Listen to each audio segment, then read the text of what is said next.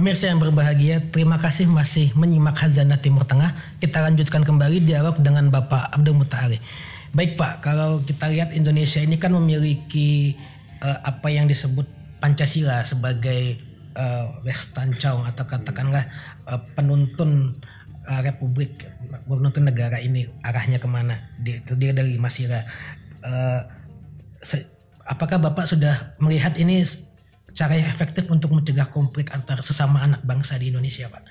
Ya, Pancasila itu kalau saya analogikan itu seperti Piagam Jakarta ya.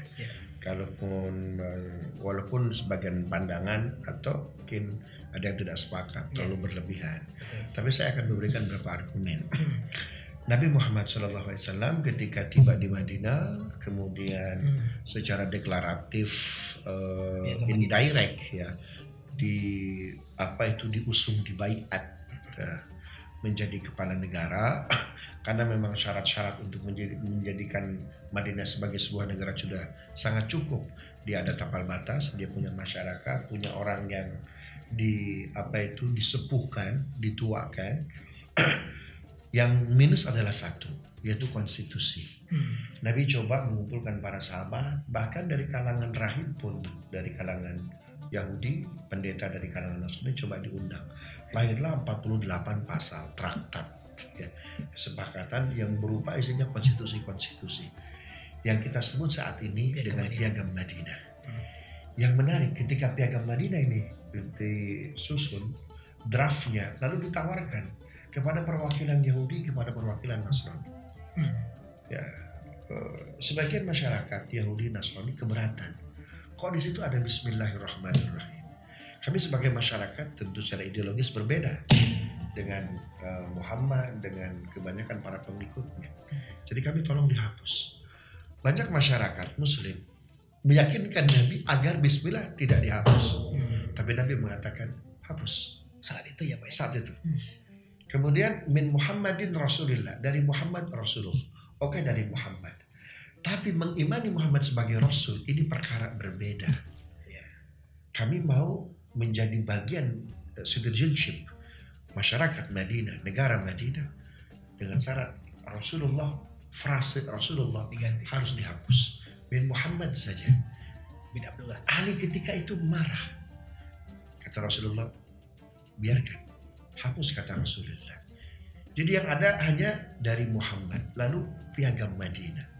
Dan Nabi tidak pernah menyebut negara Islam Madinah, Daulatu Islamiyah Madinah. Tidak pernah. Nabi mengatakan negara Madinah. Kenapa? Perubahan dari Yathrib ke Madinah, pemirsa Tawaf TV, ini sebetulnya bentuk strategi Nabi yang luar biasa. Yathrib, kota tua. Madinah diambil dari kata din. Din apa maknanya? Agama. Tanpa harus mengeksplisitkan, mengannounce negara Islam Madinah. Ketika disebut negara Madinah berarti negara berbasis agama. Bukankah sila pertama ketuhanan yang Maha Esa? Jadi negara Madinah Indonesia sebetulnya. Tanpa harus melakukan simbolisasi primordialisme ideologis. Tanpa itu. Kenapa? Karena kesenjangan ideologi luar biasa.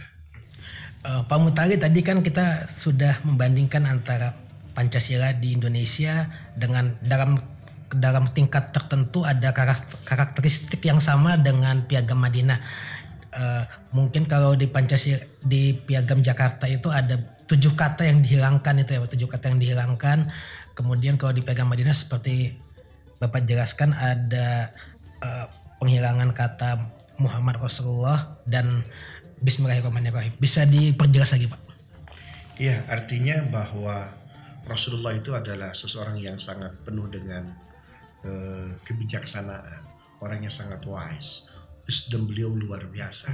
Beliau tidak memikirkan dirinya sendiri, beliau tidak memikirkan kelompoknya sendiri, tapi bagaimana bangunan kemanusiaan, bangunan universalisme Islam ini bisa diterima oleh semua pihak. Karena itu simbolisasi dalam piagam Madinah coba ditekan seminim mungkin. Jadi mulai Bismillahirrahmanirrahim diizinkan oleh Rasul, silakan di-delete. Rasulullah silakan di-delete. Seperti halnya piagam Jakarta, 7 kata dihilangkan. Jadi sebetulnya Indonesia punya kesamaan historis, punya kesamaan upaya kemerdekaan dengan sejarah agama ini. Ini sesuatu yang luar biasa. Nah, karena agama ini di awal, ini tidak dijadikan simbol, tapi dijadikan nilai. Ini yang harusnya. Nah, ketika terjadi konflik, lalu kita menstatekan itu konflik agama, maka yang terbangun adalah apa? Kebencian, pembelaan. Kebencian, pembelaan. Suriah tidak selesai. Kenapa? Karena isu yang dibangun Sunni Syiah. Maka setiap orang Sunni di muka bumi akan marah dengan orang Syiah. Sebaliknya, orang Syiah di muka bumi akan marah kepada orang Sunni.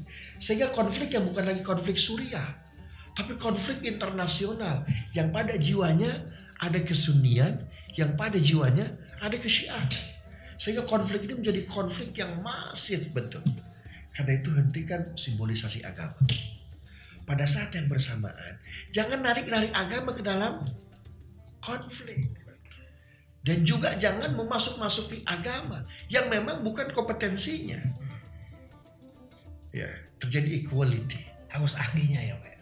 Harus ahlinya. Jadi yang masuk ke dalam politik kepada ekonomi, kepada sosial budaya adalah nilai. Ya, bukan simbolnya.